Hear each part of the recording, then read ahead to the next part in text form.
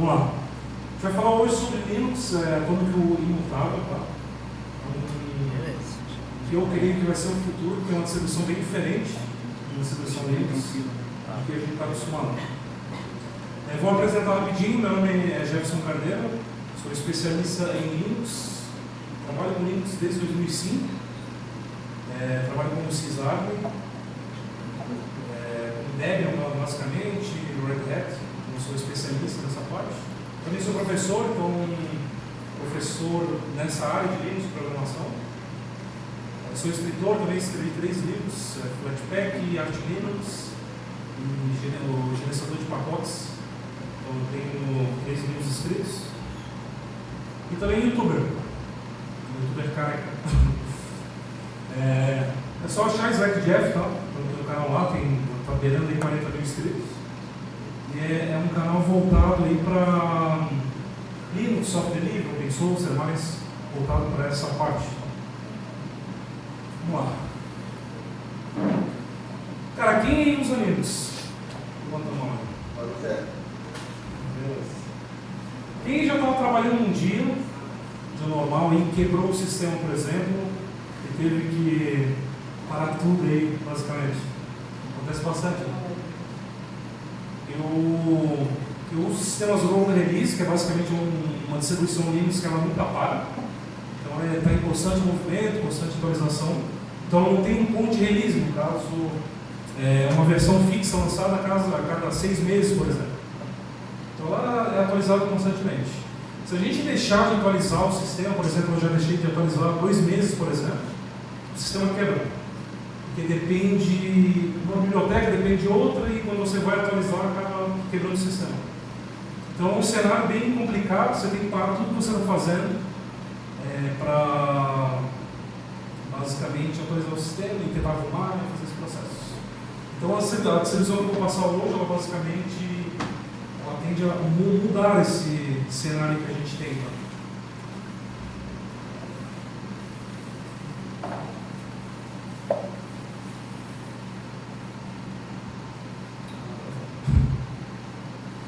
Então, a parte de ter algum processo, acaba tá atualizando o sistema, aí você pega um Ctrl+C ou cai energia, alguma coisa assim, acaba aqui quebrando também o sistema. Isso é bem normal acontecer.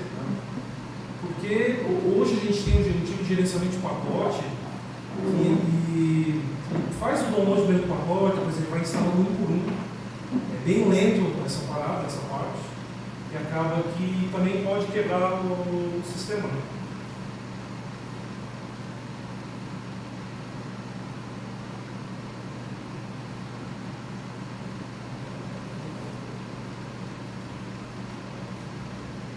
Parte do branco, essa telinha, quando quebra o sistema, você cai nessa tela aí, que normalmente é o branco, que é o gerenciador de boot, né? Então aí você tem que fazer uma gambiarrazinha, dá para recuperar, tá? Não é algo que é crítico assim para recuperar, mas para um leigo, por exemplo, que está vindo do Windows, por exemplo, isso aqui é uma matéria bem complexa. Então, aí você tem que fazer um monte de processo ali para recuperar o sistema, né?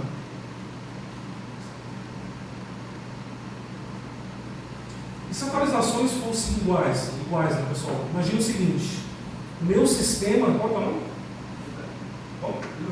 Lucas. Imagina que o meu sistema operacional, minha distribuição Linux, fosse igual ao do Lucas, por exemplo. Então a gente faz uma atualização, né? Vem do repositório e a atualização é igual à sua, a minha é igual à sua, entendeu? Então 10 usuários, 100 usuários, 200 usuários, 1000 usuários, as atualizações sempre vão ser iguais, tá? Então, o que quebra nessas distribuições que a gente tem hoje é justamente essa parte de cada sistema é diferente um do outro, entendeu? Não são todas iguais, né? Então, cada sistema é diferente um do outro e na atualização pode acabar quebrando, né? Então, como a gente já veio falar. Então, imagine se fosse igual, né?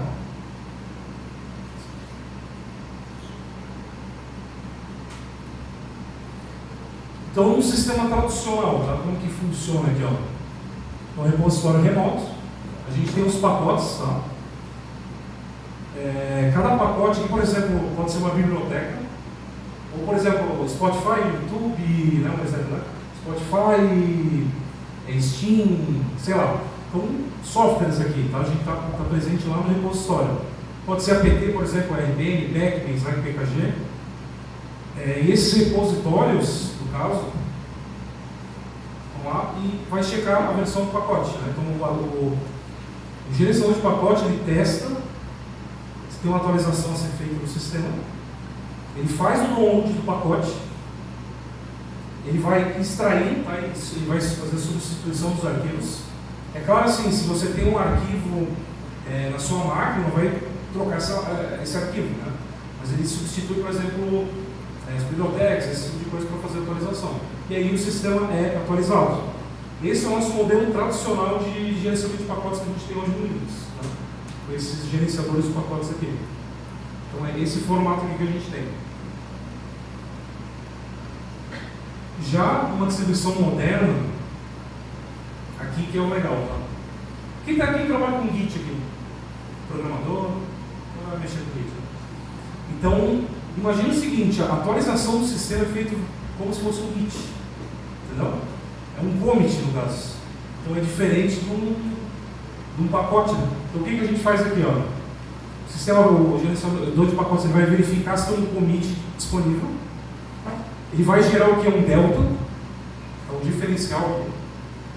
Então ele gera esse diferencial e vai baixar apenas as diferenças. Então, por exemplo, se uma distribuição tradicional eu teria que baixar 2 GB de pacotes, aqui eu vou estar baixando bem menos, tá? Porque é só apenas um diferencial.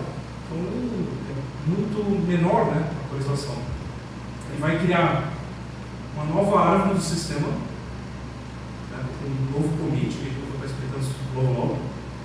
Ele troca o ponteiro, porque assim, a gente tem ponteiros lá, né? Você está usando o sistema, fez a atualização, ele troca o ponteiro para uma próxima atualização no reboot, né? Ele for válido, então. E aí o sistema é atualizado, é totalmente reversível. Como assim reversível?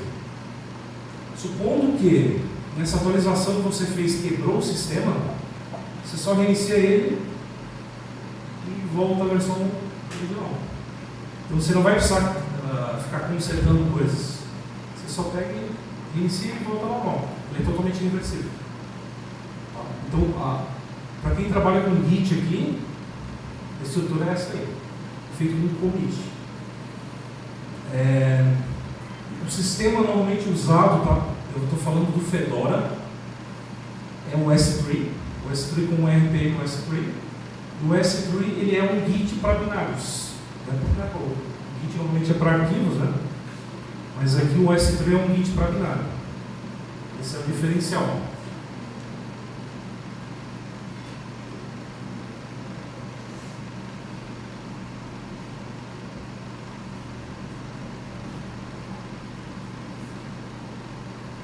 É um sistema atômico, tá?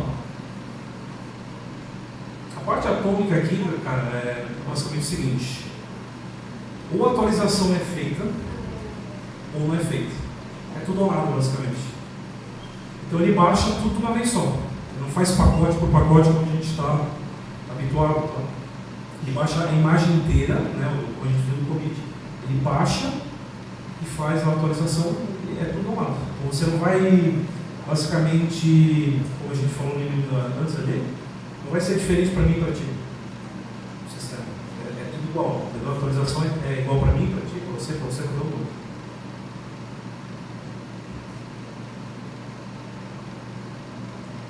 E o sistema é imutável, tá? Porque essa distribuição moderna que a gente está falando, a raiz é read-on, né? No caso, somente leitura.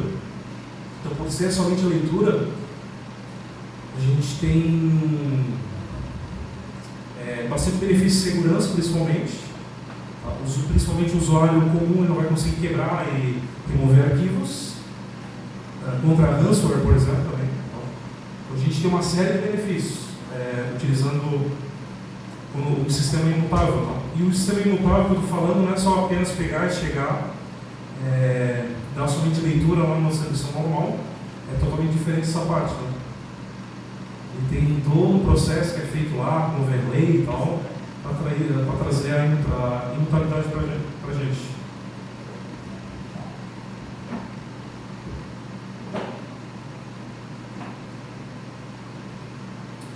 aqui é a raiz do sistema. Alguém não está familiarizado aqui? Está olhando e falando, o que é isso? Tranquilo? A raiz aqui é praticamente igual, tá? A um sistema tradicional. Basicamente as mesmas coisas. Só que se você vê aqui, por exemplo, o seu home do usuário, que é barra home, barra Francisco, Fernando, sei lá. Aqui é diferente, é barra var, de variável, né? Barra var, barra home, barra nome do usuário. Então ele está apontando aqui, é um índice simbólico, tá vendo? Justamente por causa da imutabilidade. Né? Então o lib aqui, que é a biblioteca, fica embaixo o R normal, o SR também, media run normal e o mnt var, opt var e o S3 aqui onde está presente os commits, tá? Então, quando o sistema gera uma nova imagem, faz outros processos, ele fica disponível aqui no S3. Isso aqui não é padrão FHS. No caso, a raiz do sistema das distribuições Linux segue um FHS, que é basicamente ela que monta a estrutura. Fala, a estrutura tem que ser assim, tem que seguir essa norma. Então ela não faz parte da FHS aqui, não. Porque ela é diferente, justamente o S3 ali já tem que não ter na FHS. Então ela não segue esse processo. O root aqui, ele também está em barra var, tá? Barra var root, bom. Esse é o nome, né? Barra root no caso. Então ele também troca aqui. E o resto basicamente é igual, tá? Tem umas trocas ali. O etc, que é onde a gente tem nossos arquivos de configurações, por exemplo. Quando a gente está mexendo em servidor, por exemplo, e precisa alterar um arquivo de configuração em etc. O etc ele também é escrito, tá? A gente consegue alterar ali dentro. Mas as partes binárias ali que não consegue, etc. Mais uma linha.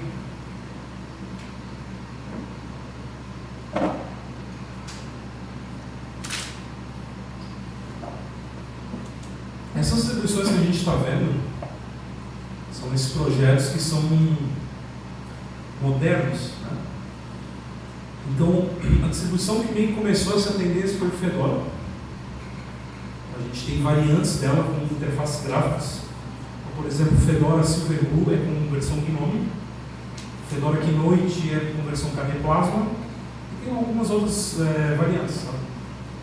Aí vem um outro projeto chamado Universal Blue, que basicamente você pode criar sua própria distribuição imutável. Ela veio variantes como Aurora, Bluefin, entre outras. Tá? O Ubuntu, por exemplo, que é bastante conhecido, ela está entrando nessa onda também.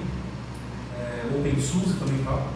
Então as distribuições que são grandes estão entrando nessa onda porque eles veem o futuro. Né? Aí acabam que estão fazendo parte desse futuro também.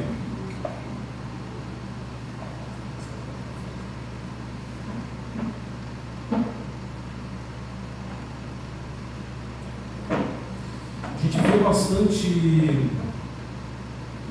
youtubers fazendo vídeo sobre essa distribuição que é o Basit, que ela é do Universal Blue e faz parte todo do Fedora.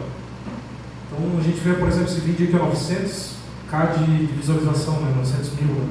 Tem bastante outros youtubers que não usam Linux, eles acabam usando o Linux sem saber. Né? Como o caso do Basit ali, né? Também é uma distribuição imutável. Uma distribuição imutável atômica. Né? Então eles acabam usando, tipo, nesses Steam Deck da vida aí, e acabam não sabendo o que estão usando. É engraçado essa parte aí. Quem já usa, tá? Se você tem um Android aí no seu bolso, acho que a maioria tem, né? Ou até mesmo um iPhone, um Chrome OS, Mac, enfim, você já usa esse tipo de sistema. Porque ao fazer a atualização, por exemplo, ela já faz uma atualização parecida, né? Esse aqui é meu celular, eu uso o MJOS.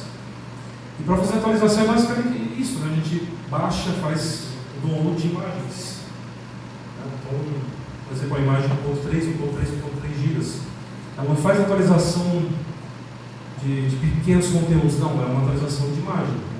É claro que a forma ali que se trabalha é diferente, mas os Androids, né, já seguem essa parte de ser imutável e atômicos. Né?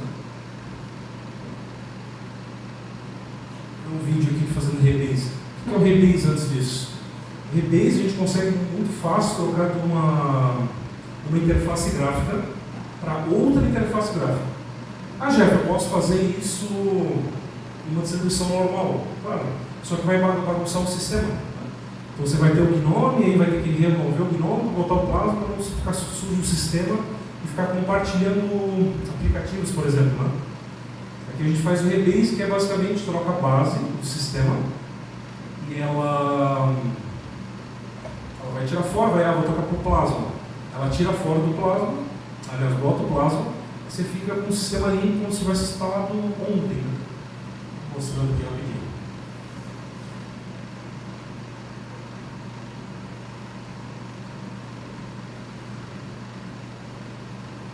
Aqui no caso eu estou verificando de forma remota, buscando a parte do 64 bits com um repositório remoto. Tá? Então eu preciso ter um repositório remoto para fazer o download. Então estou pesquisando aqui versão. A gente pode pegar, por exemplo, o RunHide, que é para teste.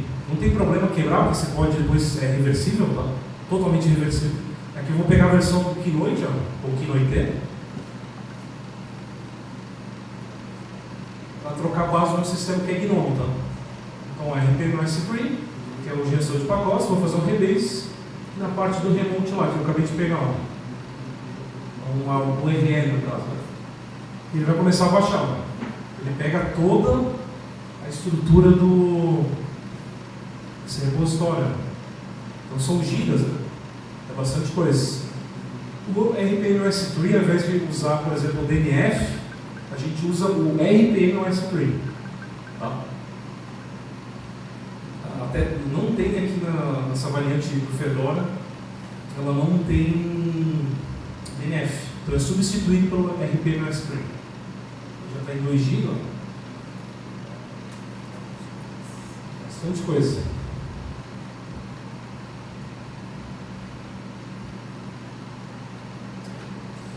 Aqui ele vai mostrar o que vai atualizar. Percebe que é bem diferente, quem já está habituado, né? Aqui o que está atualizando, e aqui é só dar um reboot agora, tá? Dei reboot na máquina, tudo certo lá para fazer essa nova imagem, no caso. Aqui foi atualizado, trocado, bastante pacote. Adicionado. Então a base ela é modificada? Não, mas é adicionado algumas coisas, né? Justamente para subir o sistema. E foi removida ali, no caso, a base do GNOME.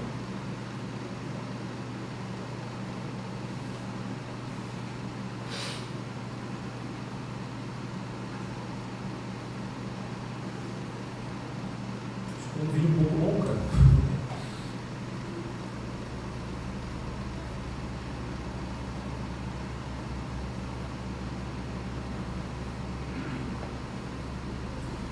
Foi atualizado. Aqui eu vou ver o status, tá? Isso aqui é muito importante você verificar que são os ponteiros, né? Você pode ver aqui que o ponteiro, ó, essa bolinha indica que está no ponteiro CVMO. E a gente tem um outro ponteiro aqui em cima, aqui noite. Então no boot, quando eu for selecionar o sistema, eu posso jogar para esse ponteiro aqui, que ele vai subir com a versão Plasma, ali, cadê Plasma? Aí o Silverboard vai ficar para trás. Se dá BO aqui, ó, eu só pego lá na hora do boot, eu troco e volto para o Silverboard e vai continuar tudo igual. Então essa é a vantagem. Aqui os layers, que trabalha em cima de layers, né? Camadas que foram adicionadas, por exemplo, adicionei Strobox, pode, né? Base do commit, né? A hash. E foi adicionado aqui que ele continua, tá? Porque como o sistema é imutável, ele não mexe nessa parte de ambiente, e sim em camadas, daqui a pouco eu vou mostrar. E aqui eu já estou mostrando a parte do KD Plasma. Foi trocado. Então nessa parte, se deu BO, eu só pego, reinicio a máquina, troco o ponteiro lá, está tudo certo.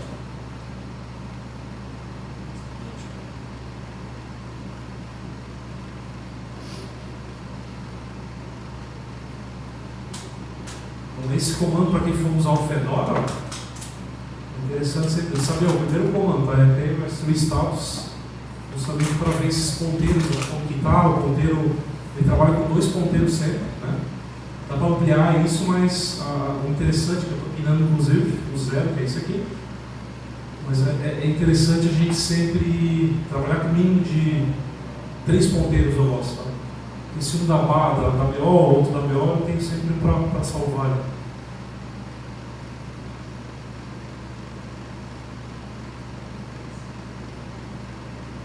Release fácil como mostrei para vocês. Esse comando aqui, ó. Infelizmente, galera, esse tipo de sistema, para fazer rebase e tal, tem que ser capturado através de comando, tá? Por enquanto. Então vai ser fácil, tá? Meu S3 ali, como a gente viu, remote refs, né? Fedora, que vai mostrar todas as versões do Fedora que tem, ou variantes, né? RP no S3 rebase, vai ter o URL aqui, você copia e cola, aí ele faz a rebase lá e já. Atualização. Ele tem uma atualização que pode ser feita automaticamente, mas eu não indico, tá, para quem tem uma máquina meio fraca, porque ele consome um pouco de processamento. Eu sei por experiência própria, né, que ele consome, eu tenho uma máquina que está com 32 de RAM, ela consome bastante processamento ali e memória. Então a atualização automática é interessante para você que é esquecido, mas é interessante você sempre dar uma olhada, para quem é mais antigo sabe o que eu estou falando. Né? Sempre dar uma olhada nas atualizações do sistema, etc. Também a parte de atualização, para mostrar o que foi atualizado, o nível, né, que foi moderado. Ele mostra aqui para a gente. Eu gosto sempre de acompanhar as atualizações, né, não deixar automaticamente. Esse aqui é o Jorge Castro, ele é desenvolvedor do Bluefin, que é a distribuição que a gente viu lá, mais voltado para jogos, né? O desenvolvedor falou o seguinte: agora podemos apenas compartilhar Docker Files e ter as máquinas geradas por imagem. No caso, o que ele está dizendo aqui? Ó? A gente cria um Docker File, né, fazendo instrução ali, e gera um novo sistema. Basicamente é isso.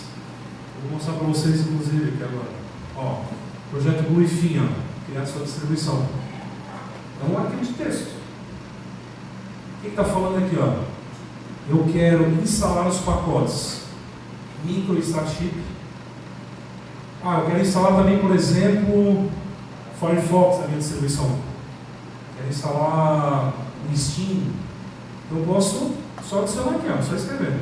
Quero Steam, Firefox, Google Chrome. A gente adiciona. Eu quero remover, que é nessa parte aqui, quero remover o Google Chrome. Eu adiciono aqui também. Então, um arquivo de texto, regido por humano, para quem não é programador. Então, um arquivinho de texto simples, você deu a instrução aqui e bota para compilar e deu. Você tem a sua distribuição aí personalizada e mutável.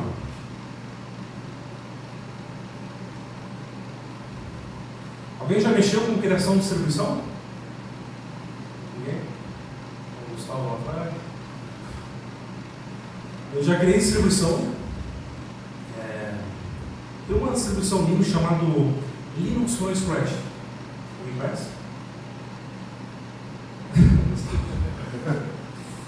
É um livro, tá?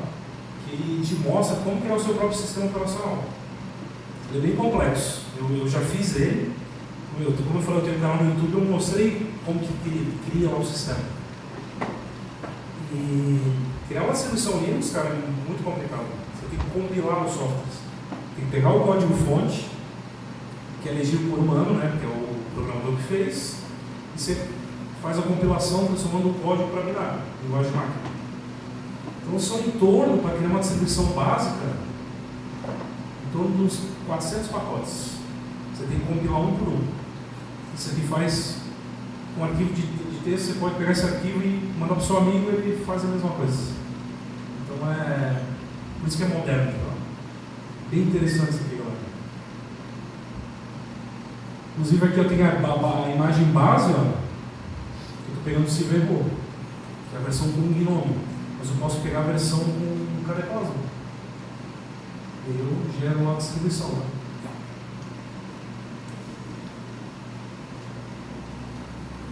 Segurança por padrão que eu falei, tá? O sistema operacional ele vai rodar na base. Ele fica, hoje em dia, se você usa Linux ou até mesmo Windows, sistema operacional e aplicativo são tudo junto. Então, por isso, quando a gente pega um vírus, infecta o vírus do sistema operacional, os aplicativos também pegam. Tá? No Linux também é assim. Só com esse sistema operacional que eu estou falando hoje, moderno, ele é diferente. A base do sistema operacional fica separado dos aplicativos. Então, se o sistema operacional pegar os aplicativos pegar uma virose, por exemplo, não passa aqui para o sistema, porque ele é isolado. Os aplicativos são isolados do sistema.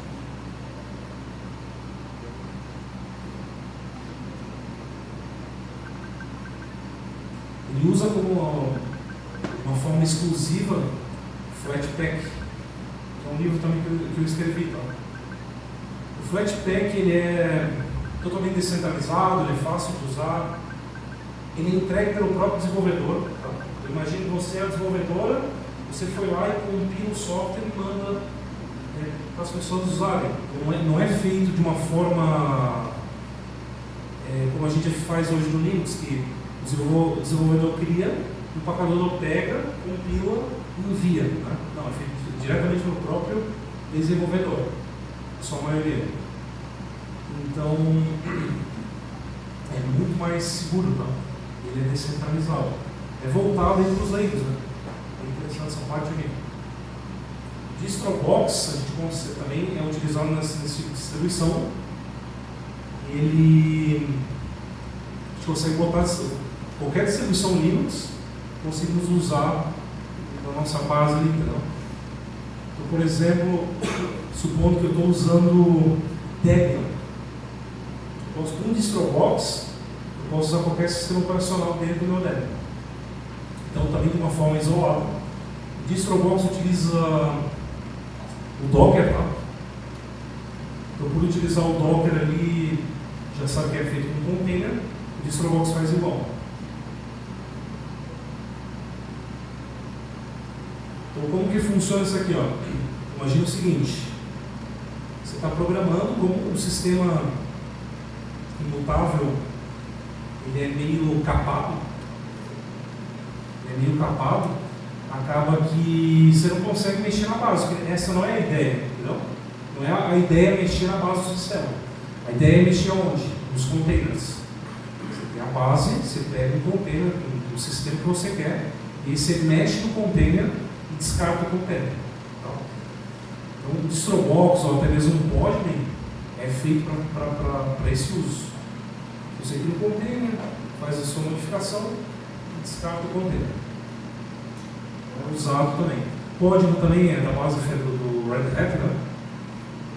E uma alternativa ali ao Docker. A diferença é que ele é daemon-less, no caso não tem um daemon rodando back-end, tá? Ele não tem. E tem uma integração total com o systemd. Pode ser bem interessante para quem quer se profissionalizar e trabalhar nessa área. Pode ser bem interessante, né? Você é feito por uma empresa, né?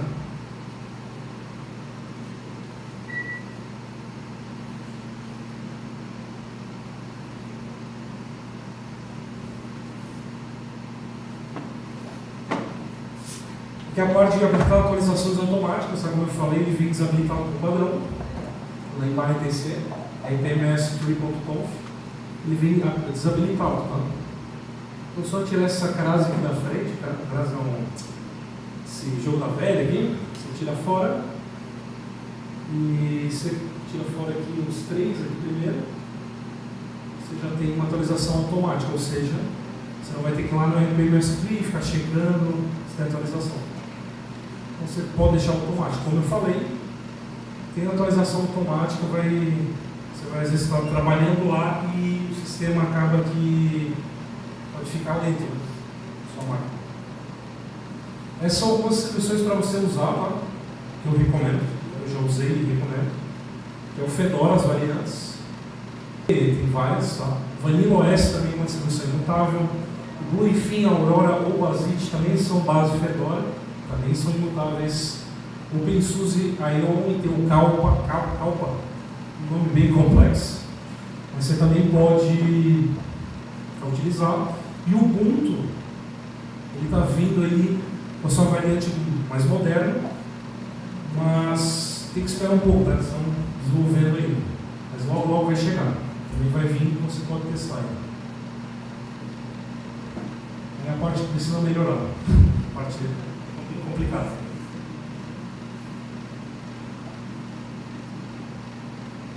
Como eu falei, a atualização ela tem um alto consumo de reprocessamento. Tá? Então precisa melhorar essa parte. Você está às vezes trabalhando e de repente começa a atualizar, o cooler até faz barulho, né? Você vê que está atualizando o sistema automático lá. Então tem que melhorar essa parte. Está consumindo muito de RAM nesse sistema. Ele é péssimo para o driver. Tá? Tudo que não vem o padrão na imagem quando você instala o sistema, você consegue instalar. Só que ele é péssimo também, porque você cria uma camada, demora, o sistema não é feito para criar camadas, né? Até consegue, mas não é feito para isso. Então, essa parte é bem chata. Precisa melhorar ainda isso aí, tá? Alta dependência de internet. Então, por exemplo, eu não achei uma maneira prática de fazer uma atualização offline. Ainda não, tá? Numa distribuição convencional, a gente pega um pacote, tipo, eu estou sem internet. Foi o meu caso esses dias aí. Eu fui viajar, fiquei sem internet, fui viajar para um lugar meio afastado, e eu não consegui atualizar o sistema, que é pesado. E eu não conseguia baixar um pacote por vez, só porque é uma distribuição atômica. Então é tudo ou nada, né? Eu devo falar para vocês. Então, essa é uma complicada essa parte aí. Mostrando aqui. Estava conectado na parte dos pacotes ali do celular, roteando, né? Mas eu não consegui fazer esse tipo de atualização por ser pesado. Para servidores Presto, eu tenho uma empresa chamada Safe Armor e a gente está usando hoje servidores com distribuição imutável. E presta, justamente por causa dos containers. Tá? Então hoje em dia, quem mexe com servidor aqui?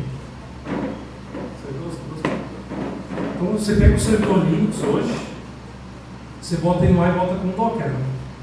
Você não vai pegar e botar como era antigamente, você ia lá, botar um Apache, MariaDB. Não, você pegava simplesmente, pega o sistema, sobe e bota Docker. Então esse tipo de sistema serve para rodar com Docker Java. Então a gente está usando bastante, está sendo muito bem, muito seguro.